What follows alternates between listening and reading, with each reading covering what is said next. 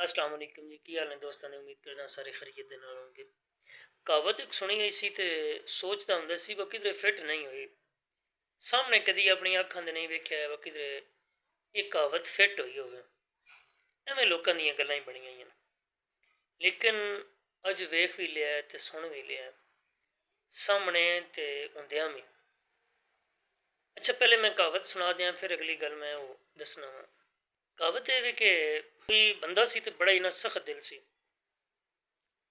वो लोगों नाल ना उनका कोई भी चंगा सलूक नहीं सी है। मारना, गाली कढ़नियां, यानी कि सारे काम बैठे आवाम दे नाल उन्हें करने। बंदा फौत हो गया। मुंडियां दे ज़हन चो ख्याल आया बस साढ़े अब्बे नूं कोई किवें चंगा आखे दा। हुण सोचण लग पे। दो भरा आण तो ना सुलह की, सोचा किवें कोई साढ़े प्यो नूं चंगा आखे। अच्छा, सलाह मशवरा करन तो बाद बाहर ना रोड ते खलो गए। वो जेड़ा लगे ना उन्होंने अब्बा किसी ने एक मारदा सी तो उन्हें जनाब 5-7 मारन लग पे, नाल गाली भी कढ़न। अच्छा, हुण पूरे लोके दे विच धुम गया।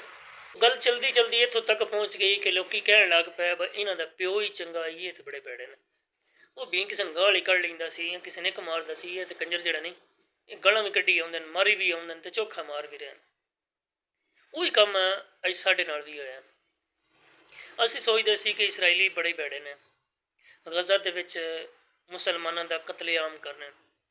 लेकिन अज असां अपनी अखां नाल वेख लिया, सामने वेख लिया और पाकिस्तान दे विच वेख लिया। लेकिन असां वो वडेरियां नूं जेड़ा नहीं वो बचाउण वास्ते अपना आप भैड़ा करवाना आई तो बचाना आई।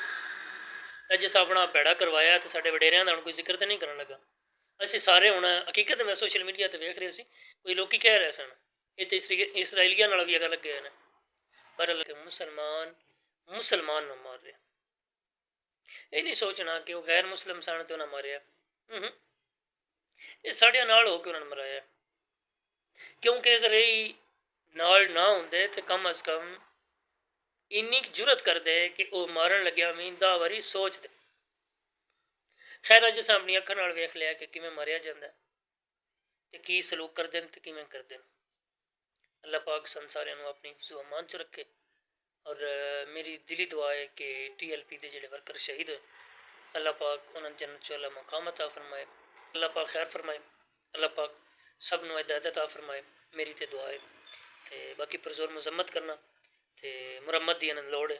मुजम्मत तो मैं TLP नाल ते मुरम्मत दूजियां वास्ते। अल्लाह पाक सब नूं अपनी हिफ्ज़ो अमान च रखे। इजाज़त दे इंशाअल्लाह फिर मिलांगे नवी वीडियो दे नाल। अल्लाह हाफिज़, अल्लाह निगहबान।